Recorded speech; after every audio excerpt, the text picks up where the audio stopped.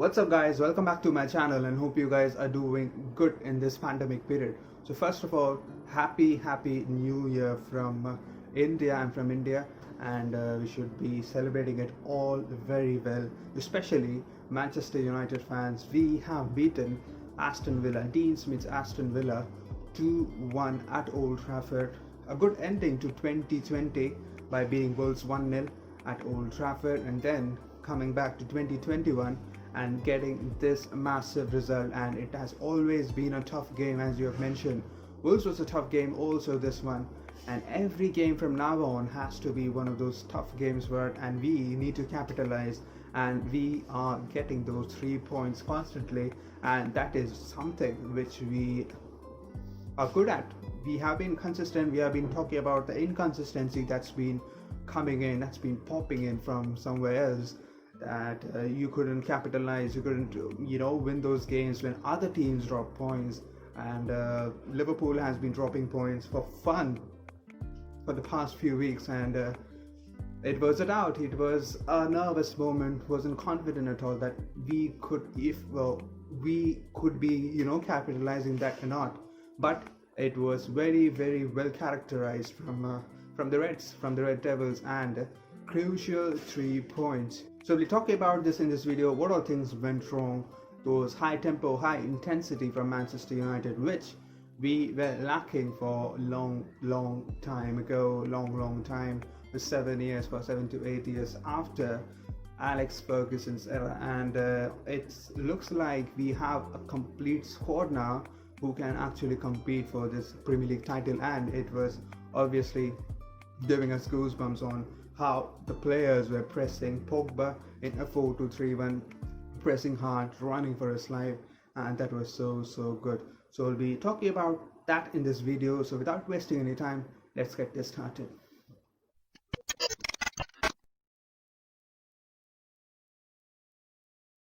To start with the lineups, we had a 4-2-3-1, which actually was confused with a 4-4-2 diamond. We had Fred, McTominay, Paul Pogba and Bruno Fernandes all together, and Martial and Rashford in as a front two, and it was like Eric Bailly, Harry Maguire, then Aaron Bissaka and Luke Shaw coming in for Alex Telles. So it was looking like a 4-2-3-1 with Pogba on the wings pressing high as we watched against Chelsea. So it was always going to be the same 4-2-3-1 pressing system, but it looked completely different in tactics. We didn't give them spaces. Now we could say that Grealish has to be one of those main focus from our players, that you should be stopping him, you shouldn't be giving him spaces, just drag him down. He's gonna win you fouls for a team if he is your team player, but when he's from the other team and he's winning fouls against us, it's absolutely annoying. And you didn't want to see that happen, but it happened many times. Some soft fouls, some bad refereeing, it can be, but other than that, he was very smart to draw that fouls, and it was actually annoying. Next thing that comes to mind is Emiliano Martinez. Big pain in the ass that Arsenal has let this goalkeeper go, and Villa has to be one of those grateful teams who could actually grab that opportunity to get him for 4 to 5 million, I guess, and that was a magical signing. So he and Grealish has to be one of those players who has to be, you need to watch them. You can't let them be, as simple as that. They are best in everything, and that was good that we passed 2 goals past Martinez, and Grealish could convert, and he resulted in an equalizer. He put those, you give him spaces for that.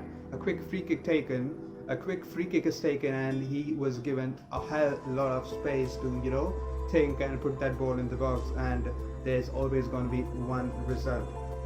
We've seen it again at Old Trafford, how he scored that goal last year, dribbling past Andres Pereira, that top corner. That was actually annoying.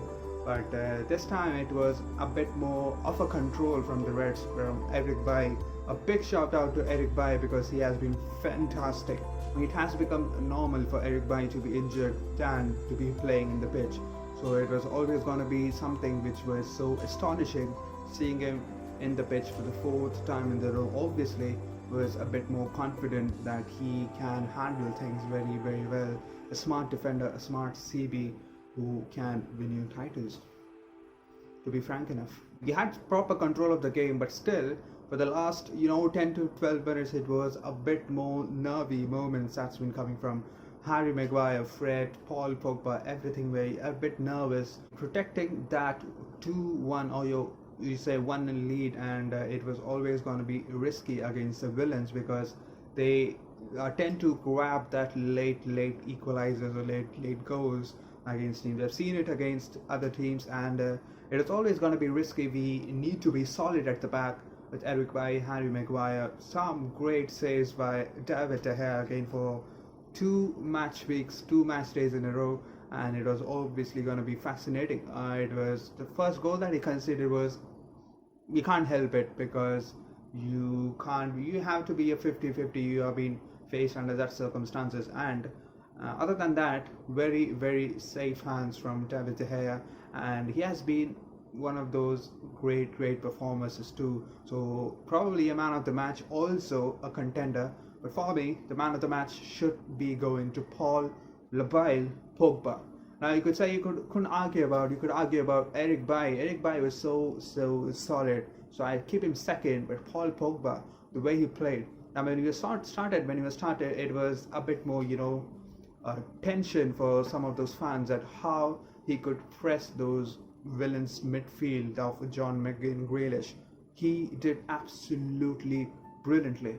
Now you could say about how he runs, how he tracks back, and this time he ran for his life, and that was so good to watch. And I was so fucking shouting whenever he was about to press that. He was running so hard to press Grealish or press the right back or press the on the left hand side whoever is coming in front of him, and that was so good. And finding Rashford and Martial, that was absolutely fantastic, and that's what we need to be seeing in Paul Pogba now. The haters can just fuck off because he is back in form, and we love to see it. Talking about the goals that we scored, or the goals that was scored in today's game, all the 3 goals.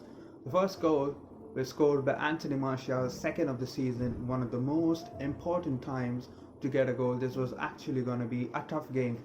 You could always say that Villa has been one of those inconsistent teams, but they can attack you, they can hurt you, and everyone knows that. So it's always going to be not a simple game for us to actually rest on them and have a setback and try to counter, have a bundle of chances and try to take one of those. So it was always going to be a tight game, an end-to-end game where anyone can edge it. Looking at that, the first goal did start from Pogba's masterclass, you could say, because he dragged down 2 to 3 players and he tried and headed out to Rashford, and Van Bissaka started underlapping and flicked to Aaron Van Bissaka, and he just takes it forward with acres of space and puts a low cross to Anthony Martial.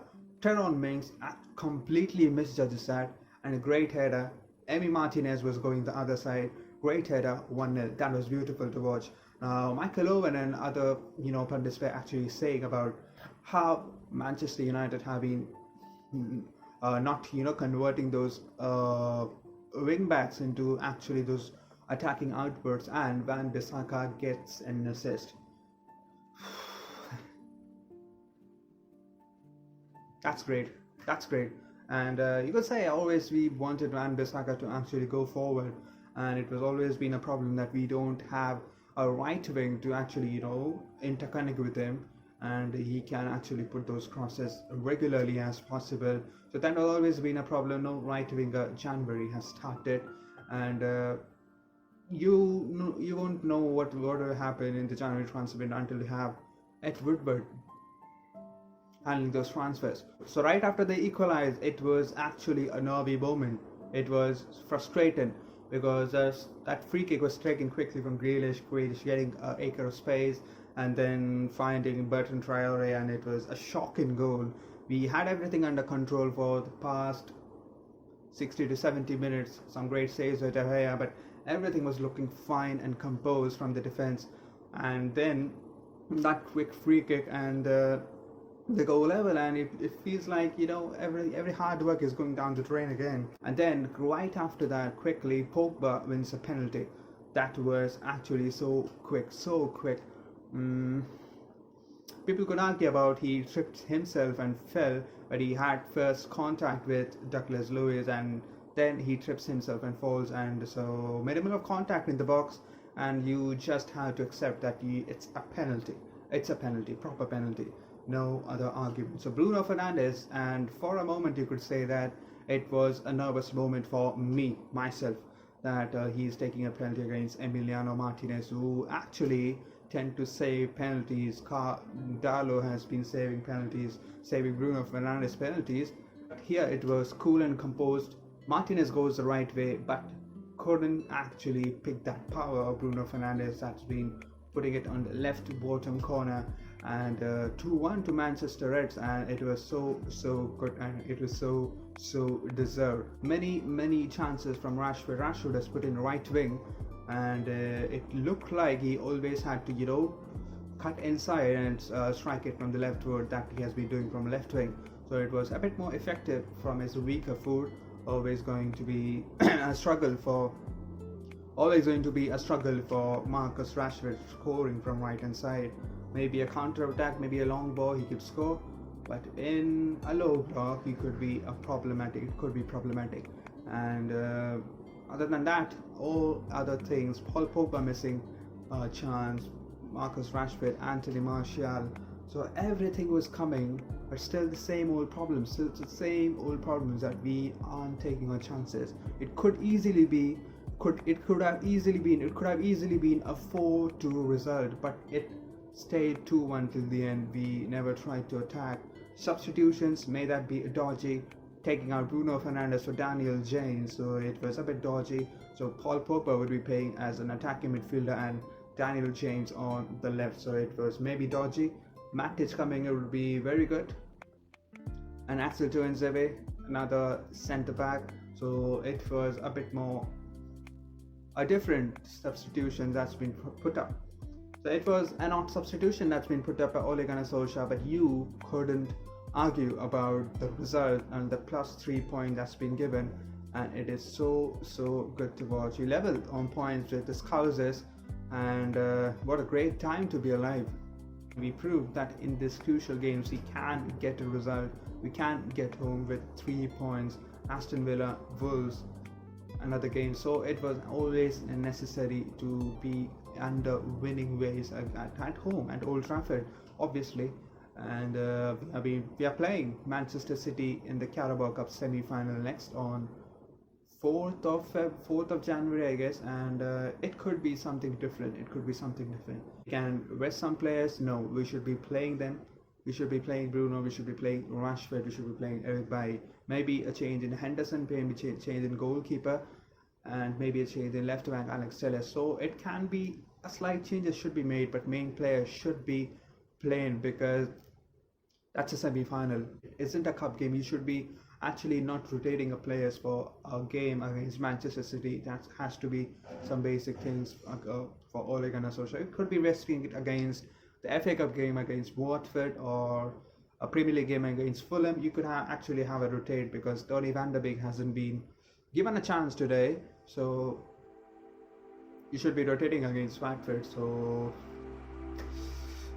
up the Reds we go to second place, 33 points, 16 games, a goal difference of +8, I guess, and the Scousers having it for +15 or 17. So we're going there, the progress is seen, and yes, we move. If you like the video, please hit that like button, and if you're yet to subscribe, please hit that subscribe button.